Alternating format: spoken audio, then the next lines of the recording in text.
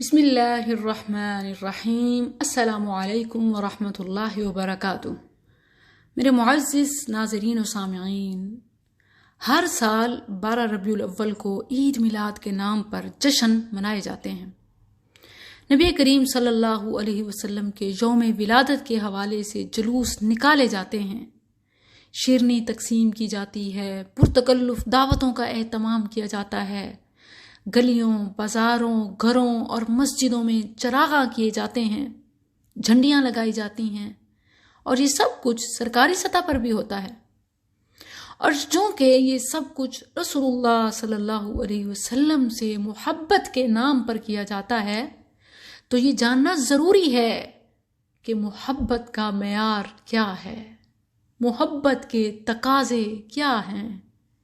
کیا اسی کو محبت کہتے ہیں جیسے آج ہم عید میلاد النبی منا کر محبت کا ثبوت دیتے ہیں؟ شریعت کی عدالت میں اس کی کیا حیثیت ہے؟ کیا ایسی محبت قبول ہے یا نہیں؟ آئیے جانتے ہیں۔ اس میں کوئی شک نہیں کہ جس کے دل میں نبی صلی اللہ علیہ وسلم کی محبت نہیں، وہ ایمان سے خالی ہے۔ صحیح بخاری کتاب الایمان حدیث نمبر 15 اور 14 بھی۔ قال رسول اللہ صلی اللہ علیہ وسلم لا يؤمن احدكم حتى اكون احب الیہ من والدہ وولدہ والناس اجمعین۔ تم میں سے کوئی شخص اس وقت تک ایماندار نہیں ہوگا جب تک میں اسے اس کے والد، اولاد اور تمام لوگوں سے بڑھ کر محبوب نہ ہو جاؤں۔ بے شک جو دل نبی صلی اللہ علیہ وسلم کی محبت سے خالی، وہ ایمان سے خالی۔ ایمان کی شرط اول حب رسول ہے، مگر طریقوں میں اختلاف ہے۔ میں ان طریقوں سے شدید اختلاف کرتی ہوں جو آج حب رسول کے نام پر اور کہیں تو عشق رسول صلی اللہ علیہ وسلم کے نام پر سنت کے مخالف کیے جاتے ہیں۔ آئیے جانتے ہیں کہ محبت کا معیار اور تقاضے کیا ہیں۔ مجھے بتائیے کہ کیا محض زبان سے محبت کا دعویٰ کر لینا یہ کافی ہے، یا اس کے لیے کوئی عملی ثبوت بھی مہیا کرنے ہوں گے، یا اس کے لیے اتباع رسول صلی اللہ علیہ وسلم بھی کرنی ہوگی؟ اور کیا اتباع میں ہم اپنے اضافے بھی کر سکتے ہیں؟ یاد رکھیے، جب اپنے اضافے کرنے ہیں تو پھر اتباع کیسی؟ اتباع تو وہی ہے کہ قال اللہ وقال الرسول آ جائے تو بس اسی پر چلتے جائیں، نو مور ایڈیٹنگ۔ ناظرین، ہر انسان جانتا ہے کہ اصل محبت وہی ہوتی ہے کہ محبوب جو کہے وہ کرو، جیسا کر کے دکھائے ویسا کر گزرو۔ محبوب جس سے منع کر دے پھر اس کے قریب بھی نہ جاؤ۔ لیکن یہ ہماری کیسی محبت ہے کہ ہمارے نبی صلی اللہ علیہ وسلم نے اپنی ساری زندگی میں ایک بار بھی اپنا میلاد نہ منایا، اور ہم مناتے ہیں۔ پوری کائنات میں نبی صلی اللہ علیہ وسلم کے صحابہ سے بڑھ کر آپ سے محبت کرنے والا اور کوئی نہیں۔ اسی لیے تو اللہ نے انہیں نبی صلی اللہ علیہ وسلم کے صحابہ کے طور پر چنا، کیونکہ ان کے دل سب سے سچے اور پاکیزہ تھے۔ ان سے بڑھ کر کوئی نبی پر قربان ہو ہی نہیں سکتا تھا۔ کبھی سوچا کہ آخری صحابی کون تھا؟ نبی کریم صلی اللہ علیہ وسلم کی وفات مبارکہ کے کتنے عرصے تک زندہ رہا؟ کیا پہلے صحابی سے آخری صحابی تک کسی نے اپنی زندگی میں ایک بار بھی عید میلاد منایا؟ ان کی محبت میں کمی تھی، یا پھر ہم ان سے بڑھ کر محبت کرنے والے ہیں؟ جب ایسا کچھ نہیں تو میرے مسلمان بہنوں اور بھائیوں، باز آ جاؤ محبت کے ان طریقوں سے جن کا دین سے کوئی تعلق نہیں ہے۔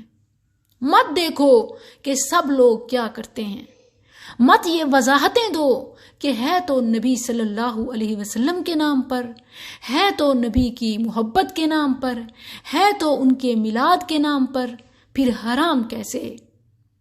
یاد رکھو کہ نبی کریم صلی اللہ علیہ وسلم نے محبت کے رنگ بھی سکھائے، نفرت کے انداز بھی بتائے، زندگی موت سب طریقے سکھا دیے، کہیں کوئی کمی نہ چھوڑی۔ صحابہ میں سے کسی نے محبت کا، عقیدت کا، قربانیوں کا یہ انداز اختیار نہ کیا جو آج ہم کر چکے ہیں۔ آئیے ذرا محبت کے، عقیدت کے، عید میلاد النبی کے، عشق رسول کے نام پر ان سب کے دلائل کا جائزہ لے لیتے ہیں جو امت کو گمراہ کرنے کے لیے پیش کیے جاتے ہیں۔ سب سے پہلے قرآن کریم کی جس آیت کا حوالہ دیا جاتا ہے، آئیے اس کا جائزہ لیتے ہیں، اسی کو دیکھ لیتے ہیں۔ سورہ یونس کی آیت نمبر 58 کا حوالہ دیا جاتا ہے کہ اس میں اللہ تعالیٰ نے حکم دیا ہے کہ فَبِذَالِكَ فَلْيَفْرَحُوا، قرآن بہت بڑی نعمت ہے تو اس کی خوشی مناؤ۔ لوگوں کو اللہ کے اس انعام پر خوش ہونا چاہیے۔ میلاد منانے والے کہتے ہیں کہ جب قرآن نازل ہونے پر خوش ہونے کا کہا گیا تو جس پر قرآن نازل ہوا اس کی ولادت کی خوشی کیوں نہ منائیں؟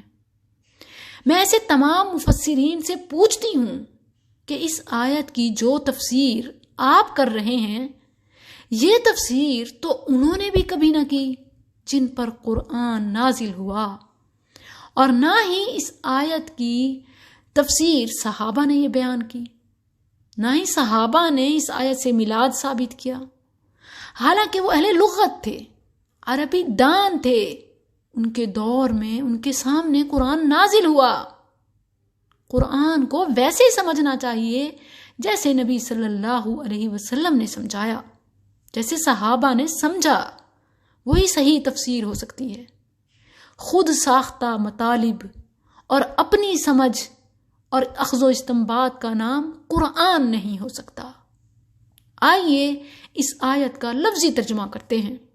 اعوذ باللہ من الشیطان الرجیم، یا ایہا الناس قد جاءتکم موعظۃ من ربکم وشفاء لما فی الصدور وہدی ورحمۃ للمؤمنین، قل بفضل اللہ وبرحمتہ فبذلک فلیفرحوا۔ اے لوگو، تمہارے پاس رب کی طرف سے ایک ایسی چیز آئی ہے جو نصیحت ہے، اور جو کچھ سینوں میں ہے اس کے لیے شفا ہے، اور مومنوں کے لیے ہدایت و رحمت ہے۔ اے نبی صلی اللہ علیہ وسلم، آپ کہہ دیجئے لوگوں کو کہ اللہ کے اس انعام اور رحمت پر خوش ہونا چاہیے۔ ناظرین، یہ ہے آیت کا ترجمہ۔ اب بتائیے کہ اس میں یوم ولادت منانے کا ذکر کہاں ہے؟ اس میں کوئی شک نہیں کہ بعثت رسول صلی اللہ علیہ وسلم ہم پر تمام احسانات میں سب سے بڑا احسان ہے۔ لقد من اللہ علی المؤمنین اذ بعث فیہم رسولا، خود اللہ نے کلام مجید میں فرمایا کہ بعثت رسول صلی اللہ علیہ وسلم نعمت عظمیٰ ہے، لیکن اس احسان کا شکر کیسے ادا کریں؟ یہ ہم نے نبی صلی اللہ علیہ وسلم سے سیکھنا ہے۔ آپ صلی اللہ علیہ وسلم کی رسالت و بعثت کے بعد 22 مرتبہ یہ دن آیا، مگر آپ نے ایک مرتبہ بھی اس آیت کے تناظر میں یا ویسے ہی نہ منایا اور نہ منانے کو کہا۔ یاد رکھیں کہ خوشی سال میں ایک بار نہیں بلکہ ساری زندگی ہوتی ہے۔ جب سارا سال بھنگڑے، جلسے، جھنڈیاں نہیں لگا سکتے تو ساری زندگی نبی کے طریقے پر گزار لو، نبی صلی اللہ علیہ وسلم کی تعلیمات کے مطابق بنا لو۔ یہی محبت، عقیدت اور سب کچھ ہے۔ اس کے علاوہ تو دکھاوا اور ڈرامہ ہے، دین نہیں ہے۔ نبی صلی اللہ علیہ وسلم کی ولادت باسعادت ہے، اس پر کوئی مسلم مختلف نہیں ہو سکتا، کوئی اختلاف کر ہی نہیں سکتا، مگر جلسے جلوس، جشن میلاد سنت نہیں ہے۔ جشن میلاد منانے والے سورہ ضحیٰ کی آخری آیت وَأَمَّا بِنِعْمَةِ رَبِّكَ فَحَدِّثْ اور اپنے رب کی نعمت کا اظہار کرو، اس کا حوالہ دیتے ہوئے کہتے ہیں کہ انہیں جب نبی صلی اللہ علیہ وسلم کی جو بعثت ہے، یہ تو بعثت بڑی نعمت ہے، تو پھر اس کا بھی اظہار کرنا چاہیے۔ جب نعمت کا اظہار کرنے کا حکم ہے تو نبی صلی اللہ علیہ وسلم کی بعثت تو سب سے بڑی نعمت ہے، لہٰذا اس کا اظہار بھی کرنا چاہیے۔ نبی صلی اللہ علیہ وسلم سے محبت کا دعویٰ کرنے والوں، ذرا سوچو کہ نبی صلی اللہ علیہ وسلم کی بعثت نعمت ہے، نعمت کبریٰ ہے، تو پھر اس کا اظہار بھی ہونا چاہیے، مگر کیسے، یہ فیصلہ ہم نے نہیں کرنا، کیونکہ یہ ڈیسائیڈڈ ہے، صحابہ نے کر کے دکھا دیا۔ میرے نبی صلی اللہ علیہ وسلم نے اپنی زندگی سے ایک ایک پل سے سمجھا دیا، پھر ہم کون ہوتے ہیں نئے طریقے اضافے کرنے والے؟ جشن میلاد منا کر، چراغاں کر کے، جھنڈیاں لگا کے، پھر اس کو سنت کہتے ہیں، اسی کو نعمت کہتے ہیں، اور اس کو نعمت کا اظہار کرنا بناتے ہیں۔ حالانکہ میں نے بتا دیا کہ سب متفق ہیں، نبی صلی اللہ علیہ وسلم کی بعثت کی خوشی پر کسی کو اختلاف نہیں ہے۔ یقیناً یہ ہم پر بڑا احسان ہے، ولادت سعادت ہے، بعثت نعمت ہے، اظہار ایمان ہے، ایمان کی شرط اول ہے، مگر کیسے، اس پر اختلاف ہے۔ کوئی کہتا ہے کہ جشن منا کر، کوئی کہتا ہے کہ ریلیاں نکال کر، کوئی کہتا ہے کہ رنگ برنگے پکوان بنا کر، جبکہ ہم کہتے ہیں کہ اصل اظہار تو اتباع ہے۔ جو نبی صلی اللہ علیہ وسلم نے کیا کر گزرو، جو آپ نے کہا وہ کر کے دکھاؤ، اور جو نہیں کیا اس کے قریب بھی نہ جاؤ۔ صحابہ کرام رضوان اللہ علیہم اجمعین سے بڑھ کر کسی کو محبت نہیں ہو سکتی۔ جب انہوں نے نہیں منایا تو جھوٹی تحریفیں، تاویلیں اور آیات و احادیث کی غلط تفسیریں، تشریحات مت کرو۔ یہ محبت و عقیدت تو نہیں، البتہ بدعت ضرور ہے، اور پھر بدعتیوں کا انجام یاد کر لو، سحقاً سحقاً لمن غیر بعدی۔ ناظرین و سامعین، عید میلاد کے قائلین و فائلین کس طرح آیات کی غلط تفسیر کرتے ہیں، احادیث کو توڑ موڑ کر پیش کرتے ہیں، سیاق و سباق سے ہٹاتے ہیں، اور کیا کیا دلائل دیتے ہیں، ان کا جائزہ مزید تفصیل ابھی باقی ہے۔ جاننے کے لیے ہمارے ساتھ رہیے، کیونکہ سلسلہ